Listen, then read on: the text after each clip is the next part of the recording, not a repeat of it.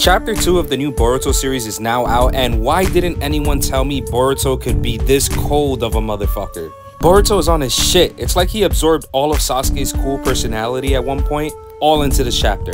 It starts like this. Boruto is face to face with Code and his 10-tailed monsters. Boruto's back at the village once again, pulling up like Naruto did for the Pain arc, except it wasn't as cool. But something's different in Boruto's demeanor this chapter. We can clearly see how much more confident and calm he is compared to how he was 3 years prior. Even Serrata this chapter is looking at him like, is this the same Boruto I knew? What the hell happened here?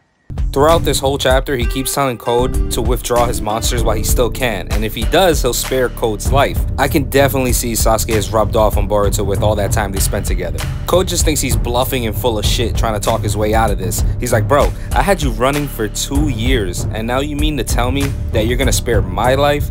But Boruto repeats himself once more and tells him to get moving, or else it'll be more than just your left eye you'll lose this time. Even with his limiters removed, you're just trash to Boruto now, and Code needs to acknowledge Boruto. Acknowledge me! So once again, Serrata's behind Boruto with this look on her face. She's probably thinking what the rest of us is thinking, and that's goddamn Boruto, you look drippy as fuck, and this new attitude of yours is making for a badass entrance. Boruto tells Serrata to leave Code to him and focus on the people in the village and take care of them, and tells her to just stay alive. After that, they can talk properly and discuss everything, pretty much moving her to a support role, almost like she'll get in the way if she stays here. Cut to Shikadai, he's trying to maintain 3 10-tailed monsters with a shadow possession jutsu, while Chocho pounds them with her huge fist. What did he say? Honestly, for a monster like this, they're not doing as bad as I thought they would. Himawari is witnessing the battle from above with Inojin, and down below, Chocho gets a little too comfortable and confident with how they're handling these guys until these 10-tailed Frieza-looking mofos start increasing and almost catches her ass off guard.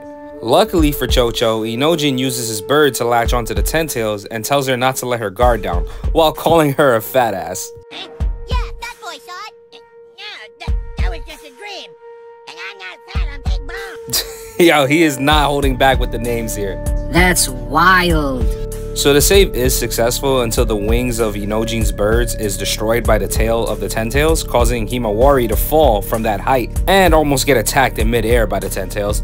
Luckily for her big brother, Kawaki comes in with the save of kicking the 10-tails out of the way, while Inojin jumps and catches Himawari safely. This next part is interesting. The 10-tailed monster gets its balance, and we see that this one has 1 Rinnegan. Guess we're just passing the Rinnegan to everyone now. God damn you! Himawari thanks Kawaki and calls him Big Brother in the process of that, but Kawaki is just really uncomfortable with her calling him that and doesn't play the Big Brother role at all, not even in the slightest, and tells her to stop calling him that.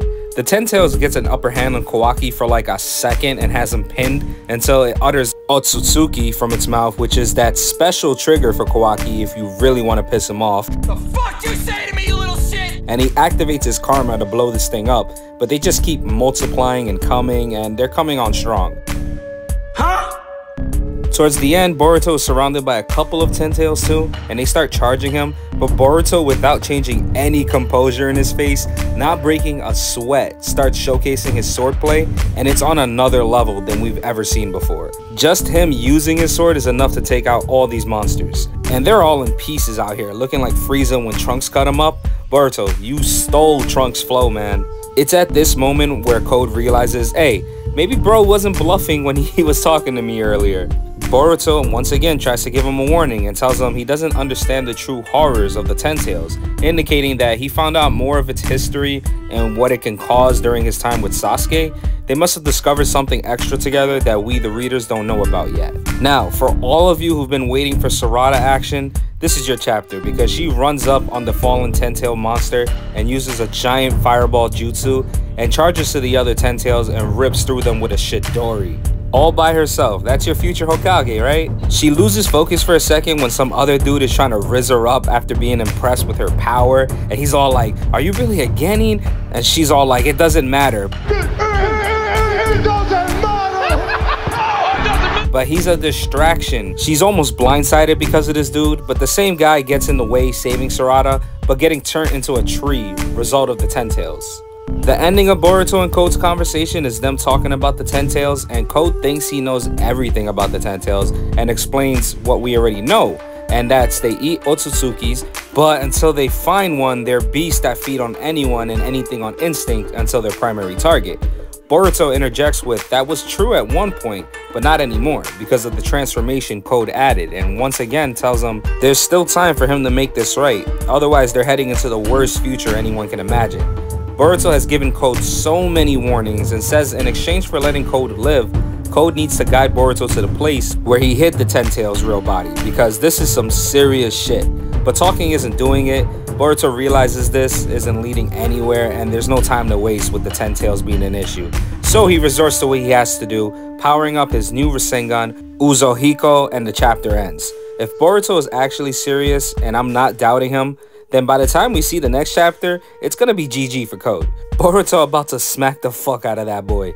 Now, I don't know about you guys, but I feel like Boruto is at the point where he's definitely ahead of Kawaki, based on this chapter alone, in power. I feel like while Kawaki's been chilling at the village for these years, he got a little too comfy, while Boruto has been training his ass off with one of the GOATs and is ahead of Kawaki in power. What do you guys think? Is Kawaki a fraud or not?